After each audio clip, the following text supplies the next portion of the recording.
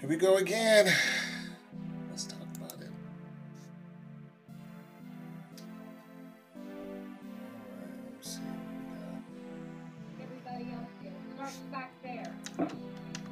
And it don't bother me if I say it, and I don't care if everybody hears me. I think everybody here probably feels the same damn way I do. I don't. Thank you. Let's go back to wherever the fuck you come from, lady. Oh! Y'all think you... Hey, tell them to go back where they belong. Yeah, watch your language. They can't act like they, they come here to live and act like everybody else. Get in the back of the line like everybody else does. And be somebody. And that's the way I look at it. You're a nobody. Just because you come from another country, it don't make you nobody. You're nobody. As far as I'm concerned. Probably on welfare. The taxpayers probably paid for all that stuff. It's true. They probably paid. We probably paid for every bit of that stuff. You know that? Probably all the food they get and everything else. I'm sorry, but that's the way I feel. It's okay. Speak English. You're in America. If you don't know it, learn it. Speak English, huh? And I'm sorry that I'm that way, but you all need to realize you're not the only ones around here. Speak English, you're in America.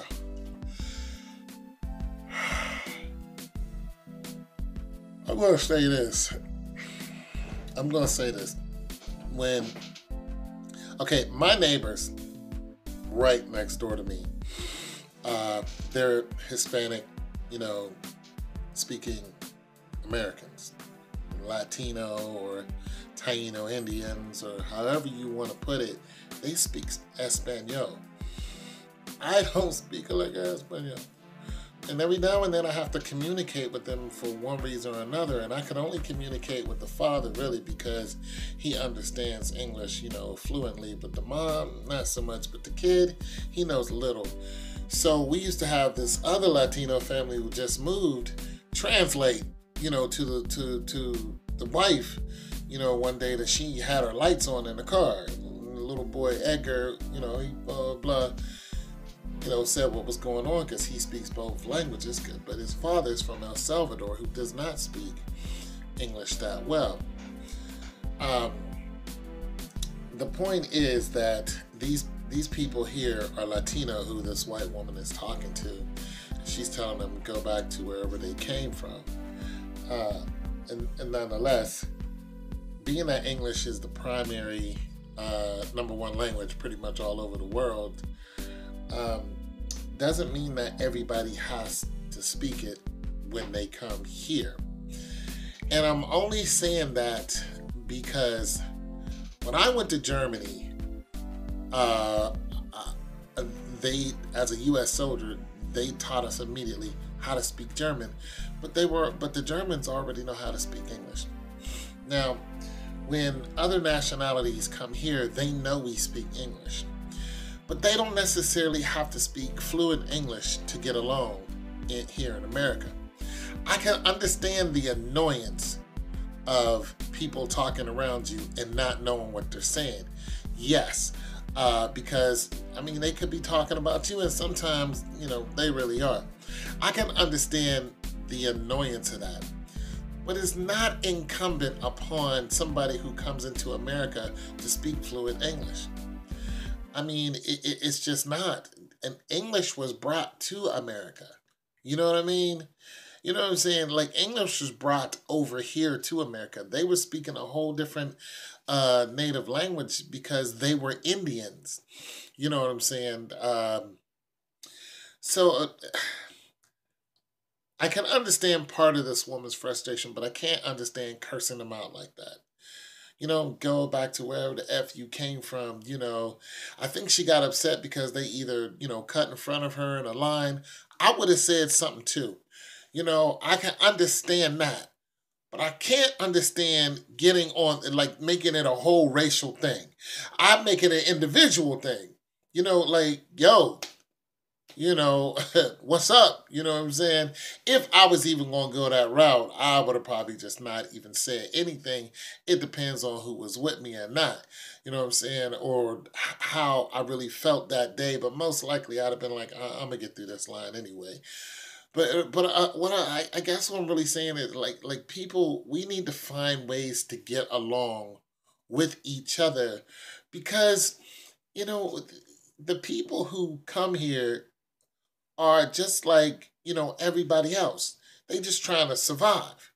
And we have this whole stigma that we put upon people that's brought to us by the media, Fox News and their ridiculousness. And we believe whatever that television tells us instead of actually going out and introducing ourselves to these people and finding out ourselves. You know what I'm saying? The Latino family that lives next to me, they're hardworking people. They have never offended me in one way, shape, form, or fashion. They stay to themselves. They do their thing. If they have an issue with me, they'll say something to me. I don't have a problem with that, because that's the way it should be. I got people in my own race who hate me on sight, know nothing about me. But yet these people who come from a whole nother country have no beef with me whatsoever. They're not afraid of my color. They're not afraid of my height. They're not afraid of how tall I am, how tall and how wide my shoulders are. They don't take offense to anything about me unless I do something for them to take offense. You see what I'm saying? We need more of that. Two different countries coexisting with no issue at all. And I'm wondering why can't it just be like that?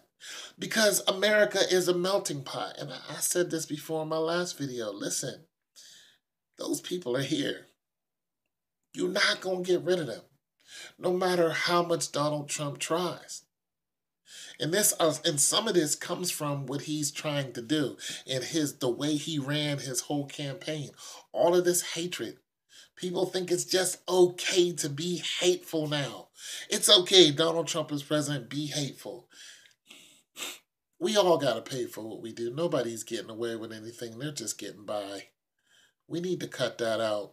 And nobody's going to listen to me. You get like 5 people who watch this video.